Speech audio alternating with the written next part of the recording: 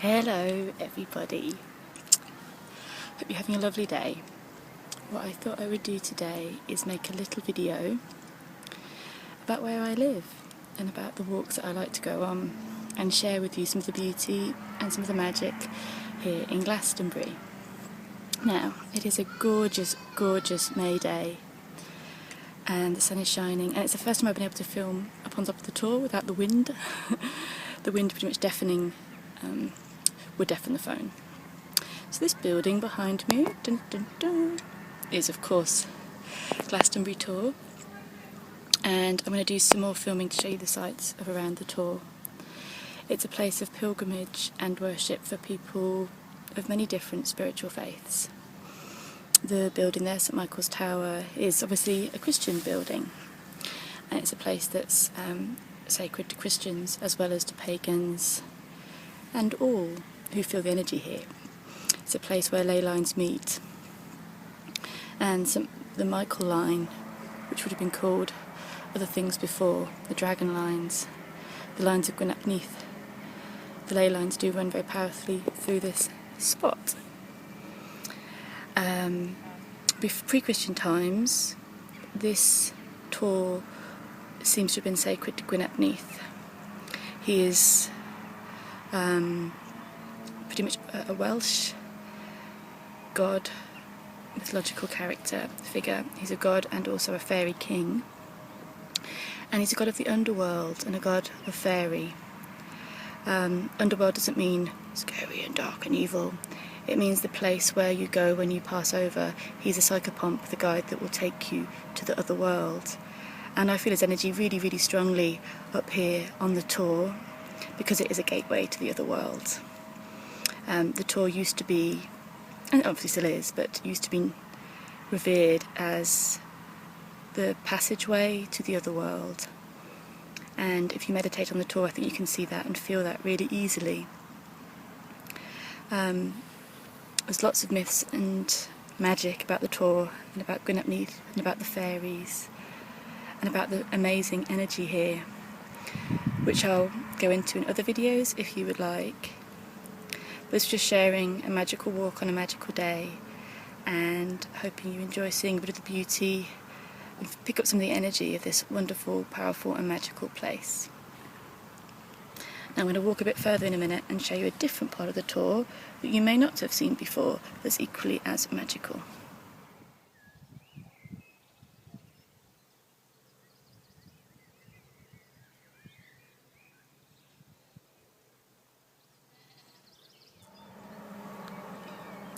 So here I am sitting on the egg stone, and the egg stone is on the side of the Tor, and it is a portal and a gateway to fairy. And it's a very sacred space. Like to fairy, it can be quite tricksy to get to. No matter how many times I've been here, I seem to always take a strange path.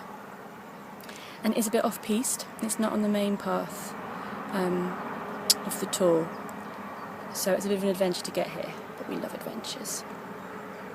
I will show you the stone a bit more clearly, because I'm sitting on it, so I'm sitting on a stone. I'll show it you clearer in a second, and I'll also show you the view and the hawthorn tree and the other trees here that people have tied their wishes, their dreams and their ribbons onto, marking this as a very sacred spot.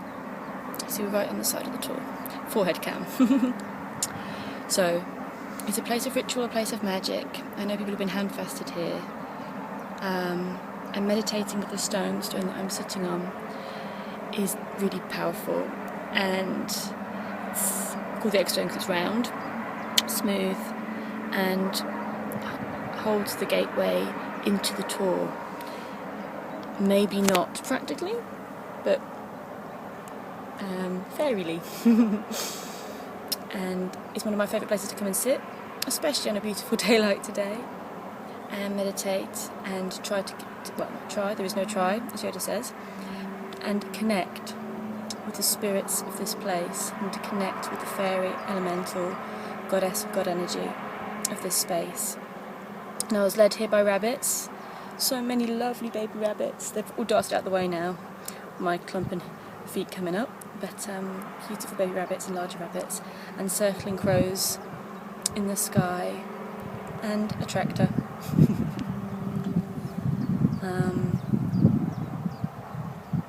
But yeah, this is a place where you can connect with whatever energies you feel. For me, it is very fairy and very Morrigan, as crows are making themselves known. Oh, I kind of turn my camera around a lot, but I'll probably make you all feel sick, so I won't.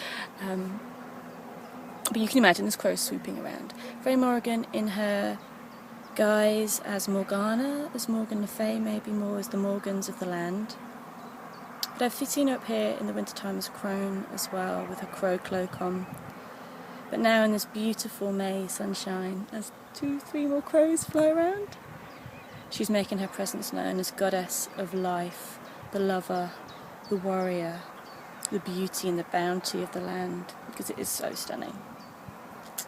And a fairy queen.